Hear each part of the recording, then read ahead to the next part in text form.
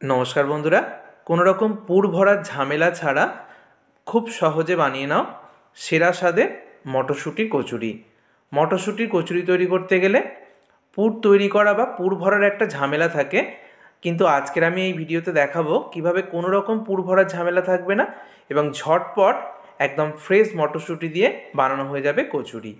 তো রেসিপিটার জন্য এখানে আমি 200 গ্রাম নিয়ে নিচ্ছি মটরশুঁটি। ছাড়ানোর পর টোটাল 200 গ্রাম এখানে মটরশুঁটি হয়েছে। আর মটরশুঁটির মধ্যে একটু ধনেপাতা কুচি, একটু আদা বাটা দিয়ে দিলাম, আর দিয়ে দিচ্ছি ঝাল বুঝে কাঁচা লঙ্কার কুচি।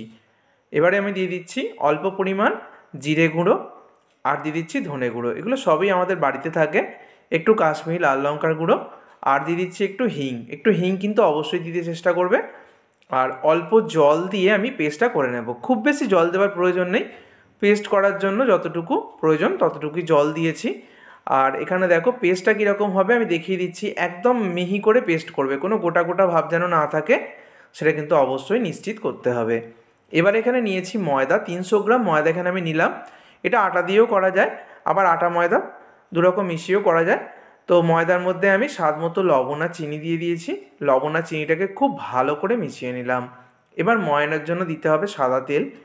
একটু বেশি করেই কিন্তু সাদা তেলটা দিতে হবে, মানে ময়ানটা যদি একটু বেশি করে দেওয়া যায় তাহলে কিন্তু কচুরিগুলো বেশ খাস্তা হয়। তো আমি দেখিয়ে দিচ্ছি, দেখো ময়ানটা ভালো করে মেশানোর পর মুঠো করতে চেষ্টা করলে, তারপর ভাঙতে চেষ্টা করলে ঝুরঝুরে হয়ে পড়ে যাবে। এবারে যে পেস্টটা আমি বানিয়ে রেখেছিলাম মটরশুঁটি, সেটা আমি দিয়ে দিলাম। এবার এই পেস্টটা দিয়েই কিন্তু ময়দাটাকে মেখে নেব, কোনো আলাদা করে জল দেওয়ার প্রয়োজন নেই। যদি মাখতে মাখতে পেস্টের পরিমাণটা কম হয় তখন ওই মিক্সার জারটা ধুয়ে একটু জল দিয়ে মাখতে পারো। তবে আমার এখানে যে পরিমাণ পেস্ট হয়েছে তাতে কিন্তু খুব ভালোভাবেই মাখা হয়ে যাবে। 300 গ্রাম ময়দার জন্য 200 গ্রাম নিয়েছি মটরশুঁটি।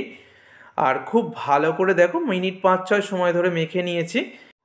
এইভাবে কোনো রকম পুর ভরার ঝামেলা ছাড়াই কিন্তু মটরশুঁটির পেস্ট বানিয়ে ময়দাটাকে মেখে নিতে হবে। তারপর ঢাকা দিয়ে আমি 10 মিনিট রেস্টে রেখে দিয়েছিলাম। ঠিক 10 মিনিট পর আমি ফিরে এলাম। তারপরে মাখাটাকে আরও মিনিট খানেক মতো মেখে নেব। তারপরে এই মাখাটা থেকে একটু বড় বড় আকারে লেচিগুলো কেটে নিচ্ছি। যেহেতু কচুরি বানানো হবে তাই লেচিগুলোর সাইজ একটু বড় বড় হবে।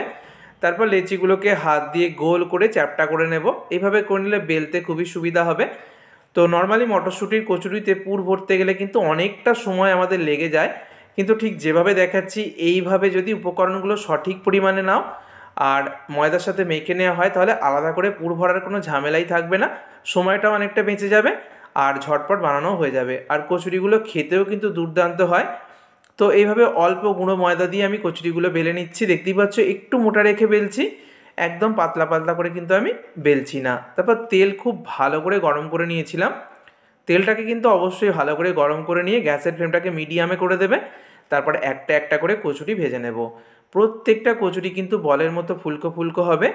আর কচুরিটা যখনই তেলের মধ্যে দেওয়ার পর ভেসে উঠবে তখন জাস্ট ছান্তা দিয়ে হালকা হাতে প্রেস করলেই কিন্তু একদম বলের মতো হয়ে ফুলে উঠবে।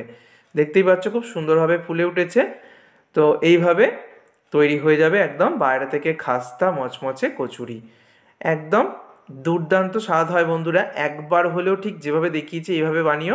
হিংটা কিন্তু অবশ্যই দিতে হবে, তাহলে কিন্তু কচুরিটা খেতে ভীষণই ভালো লাগবে। এইভাবে বাকি কচুরিগুলো ভেজে নেব। আর একটা কচুরি আমি ভাজতে দিয়ে দিয়েছি।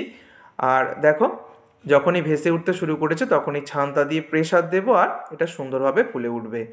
আবারও বলছি, এখন আমাদের প্রত্যেকেরই ব্যস্ত জীবন এবং হাতের সময় অনেকটাই কম, তাই এইভাবে যদি পুর ভরার ঝামেলা ছাড়া মটরশুঁটির কচুরি বানিয়ে সবাইকে দেওয়া যায় তাহলে ঝটপট যেমন বানানোও হয়ে যাবে, সময়টা অনেক কম লাগবে, আর কম সময় কিন্তু সেরা স্বাদের এই কড়াইশুঁটি বা মটরশুঁটির কচুরি বানানো হয়ে যাবে।